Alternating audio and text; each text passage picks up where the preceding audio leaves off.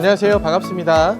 2024년 하반기 바이블 아카데미 사사기 죽지 않는 나의 자 강의를 진행하고 있는 이일도 목사입니다. 오늘은 어제부터 굉장히 쌀쌀해진 날씨를 느끼고 있는데요. 물론 지금 여러 가지 변화가 보이기는 하고 있지만 하나님께서 정해놓으신 그러한 자연의 법칙대로 모든 것이 흘러가고 있음을 깨닫게 되는 요즘인 것 같습니다. 특별히 인간이 아무리 강한 척 하더라도 얼마 전까지만 해도 더워 죽겠네 이렇게 이야기했었다면 이제는 아이고 이제 너무 춥다 라고 이야기하는 그러한 연약한 우리들의 모습을 또한 발견할 수 있는 요즘 시기가 아닌가 싶습니다. 계속해서 이어지는 강의를 통해서 이러한 하나님의 크고 위대하심을 발견하는 귀한 시간이 되었으면 좋겠고요. 무엇보다 우리의 신앙을 조금 더 공고히 다져나가는 귀한 시간이 되었으면 좋겠습니다. 오늘 6번째 시간을 맞이한 우리 사사기 강의에서는 기드온 그 두 번째 강의로 묻다라는 제목으로 강의를 진행해 보도록 하겠습니다. 엄한 부모님 밑에서 자란 사람이 있다라고 한번 가정을 해보겠습니다. 물론 모두가 그런 것은 아니지만 저의 경우를 이제 들어서 한번 생각해 보면 어떻게 지나간 일에 대해서 다시 질문하는 것에 대한 그러한 어려움이 좀 있습니다. 이것은 회사 같은 공동체 안에서 엄한 상사가 지시한 내용에 대해서 내가 깜빡 잊어버렸다 할지라도 다시 질문하지 못한다라는 것이죠. 무언가 묻는 거에 대해서 굉장히 두려움을 가지고 있는 거예요. 물어보지도 못하고 그냥 내 마음속에 말 그대로 묻어버리는 그러한 상황이 되어버리는 것이죠. 그런데 분명한 것은 지금 혼나더라도 반드시 다시 물어봐야 된다는 것입니다. 이것이 무엇인지, 어떠한 질문이었는지, 나에게 무엇을 요구하는지를 분명하게 알아야 된다는 것이죠. 비록 지금 내가 다시 질문하는 것 때문에 그 상사와의 사이가 조금은 어색해진다 해도 나중에 얻게 될 그 이익은 훨씬 더 크다고 할 수 있을 것입니다. 그리고 나서 자신이 다시 물은 것에 대해서 정확하게 알게 되었다면 우리는 흔들리지 않고 자신이 믿는 바를 관철시켜 나가야 합니다. 때로 나를 흔들 만한 많은 사건들과 환경들이 나의 믿음에 대해서 끊임없이 질문을 던질지라도 하나님을 믿었다면 혹여나 내 생각과 다른 것을 내가 지금 수행해야 한다 할지라도 하나님을 바라보며 흔들리지 말아야 된다는 것이죠. 오늘 나누게 될 이 사사기 7장에 있는 내용을 통해서 우리에게 주시는 하나님의 교훈이 무엇인지를 한번 살펴보도록 하겠습니다. 사사기 7장 1절을 보면 다음과 같은 말씀이 우리에게 보여지고 있음을 알 수가 있게 됩니다. 여룻바알이라 하는 기드온과 그를 따르는 모든 백성이 일찍이 일어나 하롯셈 곁에 진을 쳤고 미디안의 진영은 그들의 북쪽이요 모레산 앞 골짜기에 있었더라. 여기서 잠깐 여룻바알이라는 단어에 대해서 한번 짚고 넘어갈 텐데요. 6장 32절에 보면 물론 몰래 하기는 했지만 기드온이 바알의 제단을 회파하고 그 부서진 나무를 가지고 하나님께 제사를 드렸던 사건이 등장을 하잖아요. 그때 기드온이 얻은 별명입니다. 바알과 논쟁하다 또는 바알에게 대항하다라는 뜻을 가지고 있죠. 앞으로 우리가 읽어나갈 사사기의 본문 안에서 기드온을 여룻바알이라고 표현을 하는 그러한 본문도 발견을 하게 되는데요. 그렇게 성경 안에서 자주 언급이 되기 때문에 지금 한번 짚고 넘어갑니다. 다시 본문으로 돌아와서 기드온이 자신의 족속인 므낫세 사람들 그리고 또 아셀 지파, 스불론 지파, 납달리 지파 사람들과 함께 군대를 만들었다고 우리가 지난 시간 나누었잖아요. 이스라엘 진영은 하롯셈 곁에 있었고 미디안의 진영은 모레산 앞 골짜기에 있었는데 말 그대로 이스라엘 진영 북쪽에 바로 미디안 군영이 있어서 그들이 매우 가까이에 진을 치고 있었음을 우리가 알게 됩니다. 지금 당장 전쟁이 일어나도 이상하지 않을 만큼의 거리인 것이죠. 어쨌든 이러한 상황 속에서 하나님은 기드온에게 이 병사의 수에 대한 이야기를 하십니다. 사사기 7장 2절입니다. 여호와께서 기드온에게 이르시되 너를 따르는 백성이 너무 많은즉 내가 그들의 손에 미디안 사람을 넘겨주지 아니하리니 이는 이스라엘이 나를 거슬러 스스로 자랑하기를 내 손이 나를 구원하였다 할까 함이니라. 우리가 뒤에서 알 수 있는 것처럼 당시 미디안을 치고자 모인 사람의 총 수는 32,000명이었습니다. 그런데 하나님께서 이러한 병사의 수가 너무 많다라고 말씀을 하시는 거예요. 하나님께서 그렇게 말씀하신 이유는 너무나도 명확하게 말씀에 나와 있습니다.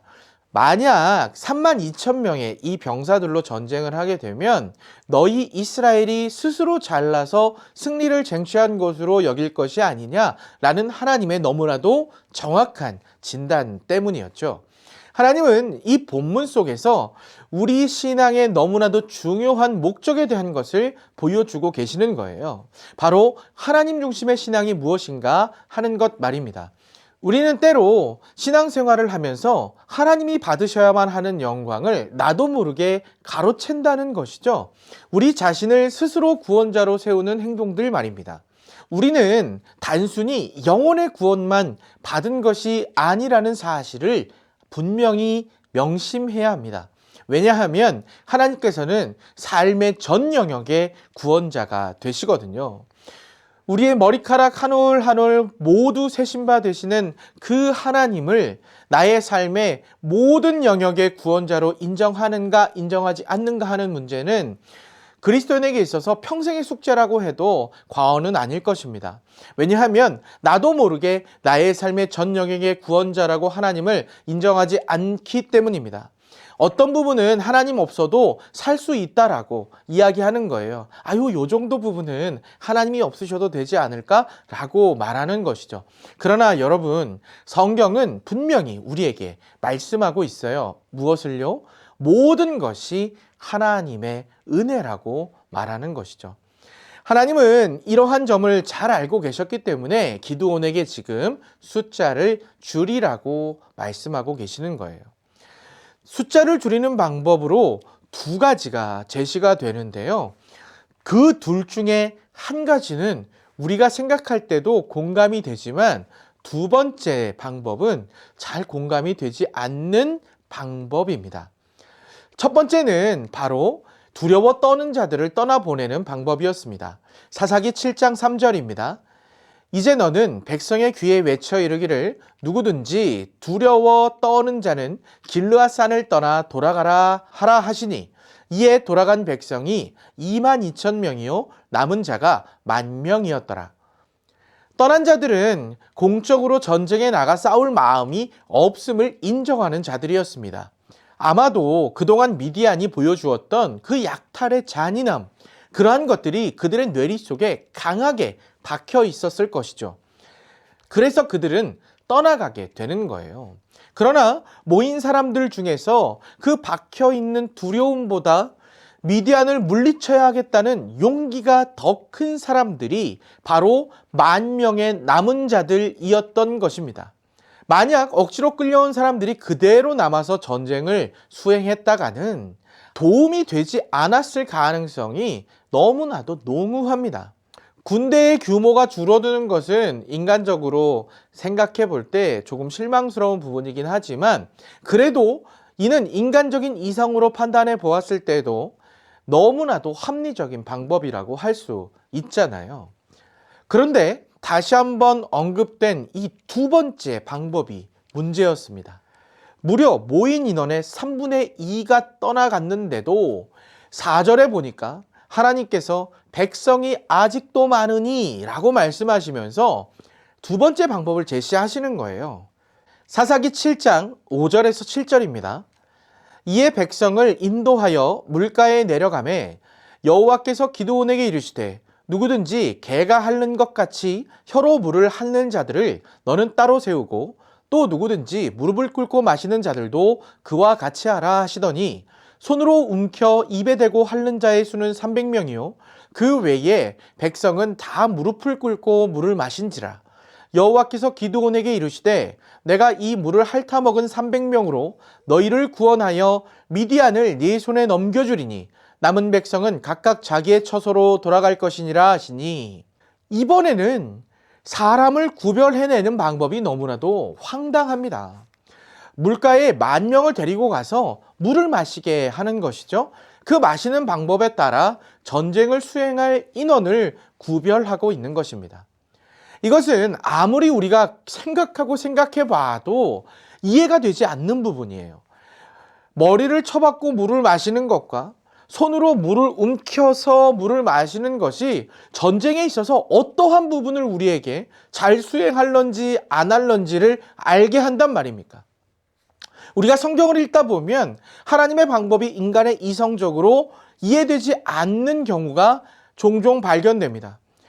불뱀으로 표현된 강한 독사에게 물린 사람들이 노수로 만든 뱀을 장대에 매달아 높이 달았다고 그것을 쳐다보면 낫는다라는 것이 이성적으로 이해가 되십니까?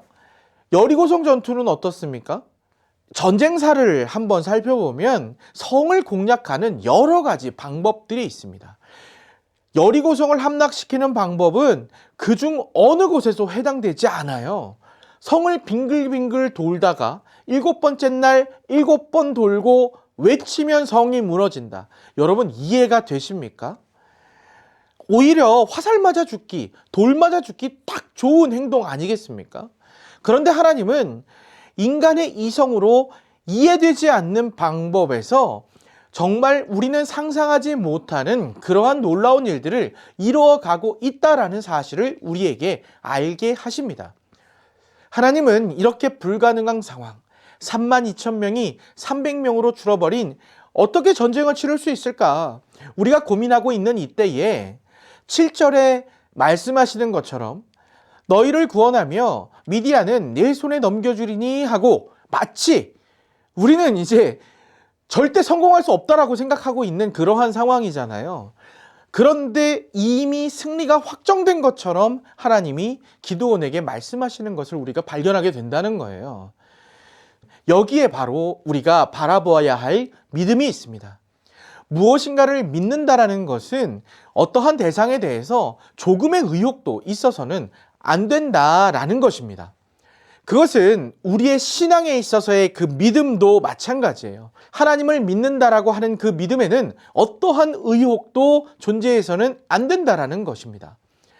야고보서 1장 6절에서 8절은 우리의 믿음에 대해서 이렇게까지 이야기합니다. 오직 믿음으로 구하고 조금도 의심하지 말라. 의심하는 자는 마치 바람에 밀려 요동하는 바다 물결 같으니 이런 사람은 무엇이든지 주께 얻기를 생각하지 말라. 두 마음을 품어 모든 일에 정함이 없는 자로다. 사랑하는 여러분, 전능하신 하나님을 믿으십니까? 제가 만약 이 질문을 교회 안에서 목사로서의 위치에서 던진다면 10중 8구는 아멘이라고 대답하실 것입니다. 그런데 정말 아멘이시냐고요? 정말로 삶의 전 영역에서 내 이성으로 이해가 되지 않는데 아멘이시냐고요? 내가 믿는 하나님을 나의 이성의 잣대로 잴 수 없는 분임을 인정하고 있는 그대로의 하나님, 나의 삶의 역사하심을 그대로 받아들이며 나아갈 때 그때에서야 우리는 하나님의 역사하심을 체험할 수 있습니다. 그런데 우리가 그렇게 하지 않는 것이죠. 히브리서 11장 32절에서 34절은 당시 기드온을 비롯한 사사들과 선지자들의 믿음에 대해서 이렇게 말씀하고 계세요. 내가 무슨 말을 더하리요? 기드온, 바락, 삼손, 입다, 다윗 및 사무엘과 선지자들의 일을 말하려면 내게 시간이 부족하리로다. 그들은 믿음으로 나라들을 이기기도 하며 의를 행하기도 하며 약속을 받기도 하며 사자들의 입을 막기도 하며 불의 세력을 멸하기도 하며 칼날을 피하기도 하며 연약함 가운데서 강하게 되기도 하며 전쟁에 용감하게 되어 이방 사람들의 진을 물리치기도 하며. 아멘. 놀랍게도 저는 이러한 사사기의 말씀을 묵상하면서 고린도후서 12장에 등장하는 사도 바울의 고백을 묵상하게 되었습니다. 고린도후서 12장 7절부터 9절까지 있는 말씀입니다. 여러 계시를 받은 것이 지극히 크므로 너무 자만하지 않게 하시려고 내 육체의 가시 곧 사탄의 사자를 주셨으니 이는 나를 쳐서 너무 자만하지 않게 하려 하심이라. 이것이 내게서 떠나가게 하기 위하여 내가 3번 주께 간구하였더니 나에게 이르시기를 내 은혜가 내게 족하도다. 이는 내 능력이 약한 데서 온전하여짐이라 하신지라. 그러므로 도리어 크게 기뻐함으로 나의 여러 약한 것들에 대하여 자랑하리니 이는 그리스도의 능력이 내게 머물게 하려 함이라. 아멘. 사도 바울이 어떠한 육체적 고통을 받았는지에 대해서는 우리가 정확하게 알 수 없지만, 그러나 주님을 위해서 어떠한 고통과 심지어 죽음이라도 감내하겠다라고 말하는 바울이 이 고통을 없애달라고 3번이나 간구하였던 것으로 보아서 이 고통이 얼마나 심했는지는 우리가 미루어 짐작해 볼 수 있는 바입니다. 그런데 바울은 하나님께서 자신에게 왜 이러한 육체의 가시를 허락하셨는지 분명하게 알고 있었습니다. 바울이 자신의 영광에 굶주리지 않고 자신의 힘을 자랑하지 않게 하기 위함이었던 것이죠. 그래서 바울은 이러한 모든 것을 통해 내 은혜가 내게 족하다라고 고백하죠. 이는 내 능력이 약한 데서 온전하여짐이라 하는 고백도 하게 되는 것입니다. 기드온과 300용사는 이제 완벽하게 승리할 준비를 마쳤습니다. 바로 하나님을 온전히 신뢰한 것입니다. 그들이 뭔가 군사적으로 뛰어난 전략을 세운 것도, 또 굉장한 장비를 갖춘 것도, 그리고 적보다 많은 수를 갖춘 것도 아니었지만, 그러나 그들에게는 한 가지 필승 전략이 분명하게 존재했습니다. 그것은 하나님을 온전히 신뢰하는 것이었습니다. 결국 기드온과 300용사에게 주어진 것은 하나님의 방법을 따라 승리를 거머쥐는 바로 그것이었습니다. 저는 오늘 강의의 결론의 제목을 믿음은 하나님을 믿는 것이다 라고 정해보았습니다. 이게 어떻게 보면 말이 안 되는 이야기잖아요. 믿음은 하나님을 믿는 것이다. 우리가 하나님을 믿지 않아서 이 자리에 지금 이 강의를 듣고 있는 것이 아니잖아요. 그렇다면 무엇을 이야기하는 것입니까? 어찌 보면 우리 그리스도인들에게 있어서 너무나도 당연한 말일 수 있지만, 그것이 정녕 우리의 삶 속에 적용되는 말인지는 한번 점검해 보아야 한다는 것이죠. 삶 속에서 몇 %나 하나님께 지금 드리고 계십니까? 오늘 본문은 분명한 교훈을 우리에게 주고 있는 거예요. 세상이 말하는 숫자에 그 능력이 있지 않다라는 것 말입니다. 하나님이 계시기 때문에 우리는 온전한 하나님의 백성이 될 수 있다는 사실을 알아야 합니다. 우리가 먼저가 아니라요, 하나님이 먼저이십니다. 하나님이 나를 붙드시고 인도하시는 방법대로 나아갈 때에야 다윗은 사망의 골짜기를 지날 때에도 해를 두려워하지 않는다라고 고백할 수 있었고, 바울은 육체의 가시를 가지고 있어도 약할 때 강함 되시는 하나님을 의지할 수 있었던 것입니다. 비록 나는 기드온과 300명의 병사들처럼 보잘것없고 나를 둘러싼 미디안은 너무나도 강해 보일지라도 나를 붙드시는 하나님을 끝까지 신뢰하며 나아갈 때 우리의 삶은 감사가 넘치는 삶이 되지 않을까, 그렇게 생각해 봅니다. 우리가 하나님을 끝까지 신뢰할 때 기드온과 별 볼 일 없던 300명은 기드온과 300용사가 될 수 있는 것입니다. 오늘은 여기까지입니다. 다음 시간에는 기드온 그 3번째 시간으로 다음 세대에 대해서 한번 강의를 나누어 보도록 하겠습니다. 남은 일주일도 주 안에서 승리하십시오. 감사합니다.